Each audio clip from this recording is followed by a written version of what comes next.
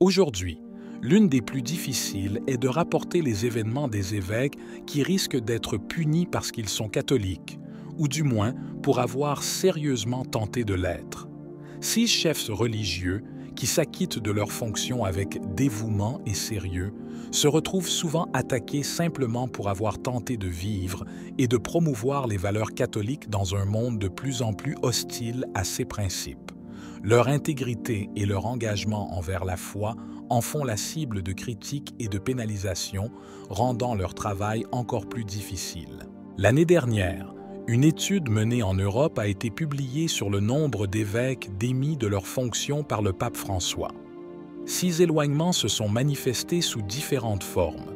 Certains évêques ont été complètement éloignés de leur diocèse, d'autres ont été soutenus par un assistant qui, de fait, est devenu le nouvel évêque responsable, reléguant l'évêque précédent à un rôle marginal.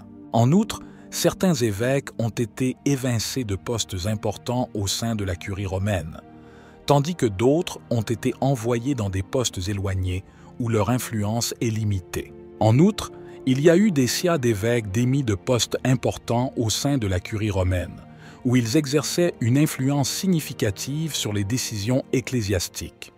D'autres encore ont été envoyés dans des diocèses éloignés, dans des lieux isolés, où leur capacité à influencer l'Église mondiale est considérablement réduite. Cette stratégie de redistribution semble avoir pour objectif de contenir et de faire taire les évêques qui s'opposent aux directives papales ou qui sont perçus comme trop conservateurs. Les conséquences de ces actions sont profondément ressenties, non seulement par les évêques eux-mêmes, mais aussi par les communautés de fidèles qu'ils dirigeaient. Le pape François a utilisé diverses méthodes pour traiter les évêques considérés comme problématiques, mais le résultat final est toujours le même. Retirer un évêque de son poste actuel et le transférer dans un endroit où il ne peut plus provoquer de troubles. Cet endroit peut être une retraite anticipée, un diocèse éloigné ou un endroit où son influence est minime. Dans certains CA, les évêques sont simplement mis à l'écart, sans rôle clair, les laissant sans véritable tâche ecclésiastique.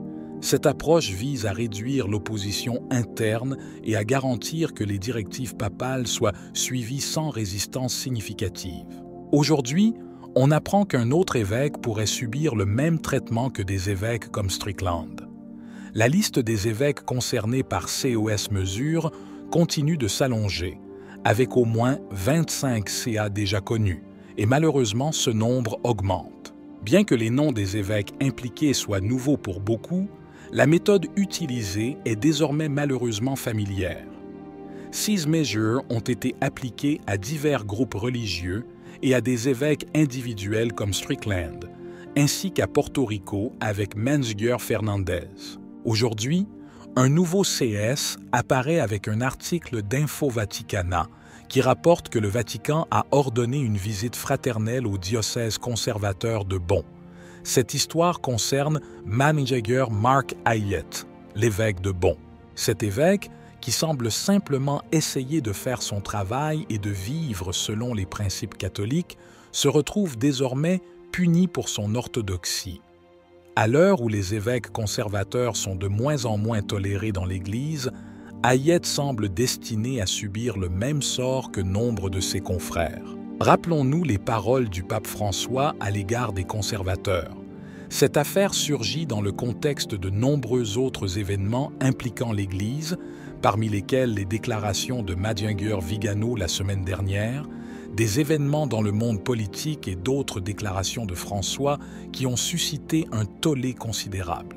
L'évêque de Bonn semble prêt à rejoindre une longue liste d'évêques illustres, tels que Menziger Strickland, Menziger Fernandez, le cardinal Burke et le cardinal Müller, qui ont été d'une manière ou d'une autre limogés par le pape François pour être considérés comme trop catholiques. Ces évêques, connus pour leur fidélité à la doctrine traditionnelle de l'Église, ont été confrontés à des mesures disciplinaires allant de la révocation pure et simple à l'affectation à des postes moins influents. Leur attachement aux principes conservateurs en a fait la cible d'une approche qui semble limiter l'influence de ceux qui résistent aux changements promus par le pontificat actuel. Extrait de l'article. Tandis que les évêques allemands agissent comme ils le souhaitent sans intervention de Rome, le Vatican continue de se concentrer sur l'intervention et l'enquête sur les évêques de bonne doctrine. Dans un communiqué, le diocèse de Bonn a confirmé que le Saint-Siège a ordonné une visite fraternelle audit diocèse. La visite fraternelle sera conduite par Antoine Hérouard, archevêque de Dijon, qui a déjà été chargé de l'enquête dans le diocèse de Fréjus-Toulon. Par ailleurs, Mgr Rick a annoncé que l'hiver dernier, l'évêque de Tarbes et de Lourdes, Mgr Jean-Marc Micas, avait déjà effectué une visite fraternelle aux 2 séminaires du diocèse. Cette visite fraternelle aura lieu en juin et juillet de cette année et le visiteur rencontrera l'évêque, le diocèse et ses plus proches collaborateurs, ainsi que ceux qui ont des responsabilités diocésaines. Je recommande cette visite à vos prières afin qu'elle nous encourage dans notre mission d'annonce de l'Évangile et nous aide à renforcer notre communion missionnaire, ajoute l'évêque de Bonn, Marc Haye. Passons maintenant au communiqué officiel du diocèse, puisque l'évêque lui-même expliquera la situation. Mais le problème réside dans le fait que cela suit exactement le même schéma déjà observé en France, dans le diocèse de Fréjus-Toulon. En France, en effet, il y avait une présence croissante de traditionalistes dans ce diocèse, qui était l'un des plus favorables au traditionalisme de tout le pays et probablement l'un des plus accueillants à la tradition de tout le monde occidental. On y célèbre plus de messes traditionnelles que dans n'importe quelle autre région de France et on assiste à un véritable essor des vocations au séminaire avec un nombre de séminaristes plus élevé que dans beaucoup d'autres diocèses. Cela a attiré l'attention du pape François, qui ne pouvait pas le tolérer, et a donc installé ce que beaucoup appelaient un conservateur comme évêque coadjuteur.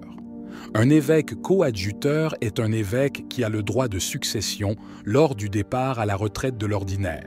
La première chose que fit cet évêque coadjuteur fut d'écraser le catholicisme traditionnel dans le diocèse au nom de François. Ce fut l'une de ses premières actions, et par conséquent, le diocèse n'a pas été autorisé à procéder à des ordinations pendant quelques années. Désormais, ce sont les évêques responsables de ces actes qui sont chargés d'enquêter sur cet évêque. Lisons ensemble le communiqué de Monseigneur Marc Haye concernant la visite fraternelle dans notre diocèse, en date du 27 mai. C'est une déclaration très courte. Une visite fraternelle aura lieu dans notre diocèse début juin et début juillet. Ci-dessous le communiqué de presse de notre évêque. Suite à la visite fraternelle à nos 2 séminaires de Mgr Jean-Marc Micas, évêque de Tarbes et Lourdes l'hiver dernier, le diocèse lui-même recevra une telle visite fraternelle début juin et début juillet. Mgr Antoine Hérouard, archevêque de Dijon, rencontrera l'évêque, ses collaborateurs clercs et laïcs, ainsi que ceux qui ont des responsabilités diocésaines. Je confie cette visite à vos prières pour que vous nous encouragiez dans notre mission d'annonce de l'Évangile et nous aidiez à renforcer notre communion missionnaire, signée par l'évêque le 27 mai. Il est important de noter que vous parlerez non seulement avec l'évêque, mais aussi avec ses collaborateurs laïcs. C'est exactement ce qui est arrivé à Monseigneur Strickland. On se souviendra que l'investigateur apostolique dans ce cas a été vu se promenant dans le bureau de la chancellerie de sa cathédrale, parlant ouvertement avec son évêque adjoint qui l'aidait dans la visite apostolique, de la question de savoir qui remplacerait Mgr Strickland. Il était clair qu'ils étaient arrivés avec un résultat déjà en tête. Dans ce cas, il a fallu 3 ou 4 mois après la visite pour remplacer Mgr Strickland. On se demande si cela prendra le même temps dans ce cas. CI. Si vous suivez cette histoire depuis la France ou l'Europe en général, veuillez prêter attention à cette affaire et publier tout développement de l'histoire au fur et à mesure qu'il se produit. Il est essentiel de prier pour cet évêque qui semble être l'un des meilleurs. Quelles sont les attentes dans ce cas? Va-t-il connaître le même sort que Monseigneur Strickland, Se retrouvant en retraite anticipée forcée, marchera-t-il de la même manière sur les traces de Manlioguer Fernandez à Porto Rico? Faites-nous part de vos réflexions dans les commentaires.